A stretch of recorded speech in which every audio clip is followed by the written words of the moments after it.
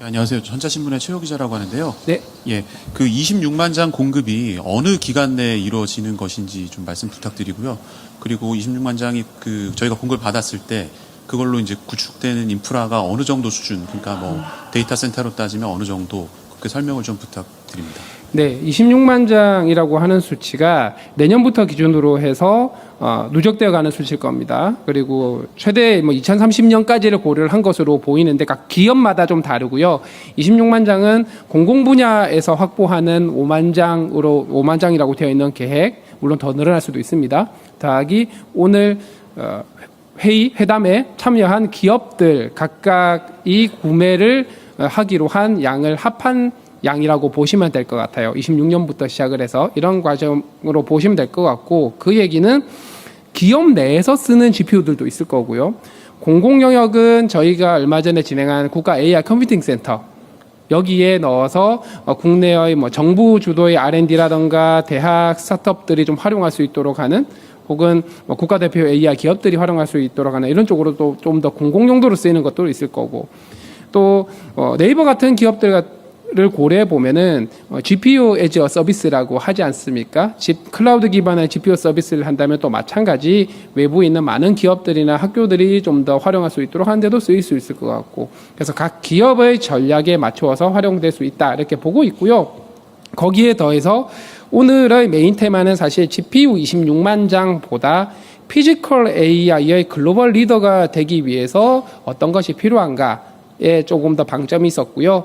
우리나라가 AI 풀스택도 가지고 있지만 피지컬 AI 풀스택도 가지고 있기 때문에 이 피지컬 AI라고 하는 이 기술 전체를 어떤 경쟁력을 키우기 위한 데도 또 많이 활용되지 않을까 이렇게 기대를 하고 있습니다. 네, 고생 많으십니다. MBC 김재경 기자인데요. 근데 네. 그 피지컬 AI 관련해서 이제 로봇이나 뭐 자동차든 이제 그런 제조업하고 기반이 이제 같이 되는 AI 건 잘 이해가 됐는데, 이제 궁금한 게 우리가 26만 장 GPU를 확보했잖아요. 근데 그게 어떤 의미로 받아들여야 되니까, 그게 세계적으로 우리가 뭐 미국이나 중국이 최선두권을 달리고 있고 우리가 제조업 AI를 향해서 따라 추격하고 있는 상황인데, 그게 좀 GPU 26만 장 확보가 어떤 수준, 세계 몇 위 확보량인지 뭐 그런 것들이 좀 궁금하거든요. 네. 그러지 않아도 비공개 미팅에서 젠슨 항 대표님이 그런 말씀을 하셨어요. 미국에 2천만 장 정도가 있다라고 얘기를 했고요. 미국이 가장 많죠. 중국이 있고, 그리고 나서 26만 장이 원래 들어와 있는 게 한 4만 장 정도 됩니다. 그럼 30만 장 정도 되겠죠. 다 합하면은 아마 호퍼 기준일 거예요. 호퍼 이상 기준, 호퍼 블랙엘 그 다음 버전. 전 세계 3등이다라고 합니다.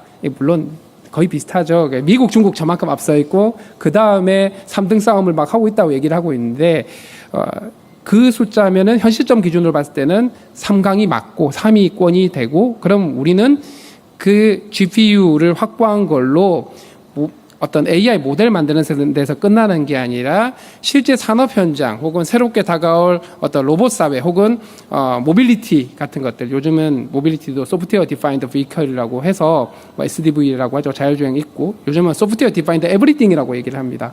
공장이건 건설이건 조선이건 운하이건 이런 쪽에서의 핵심 원천 기술이 될 AI 들을 만들어낼 수가 있겠죠. 자, 그런 측면에서 보면은 이번의 26만 장이라고 하는, 추가 26만 장이라고 하는 것들이 굉장히 중요한 시드 인프라가 될 수 있다, 이렇게 보시면 되겠죠.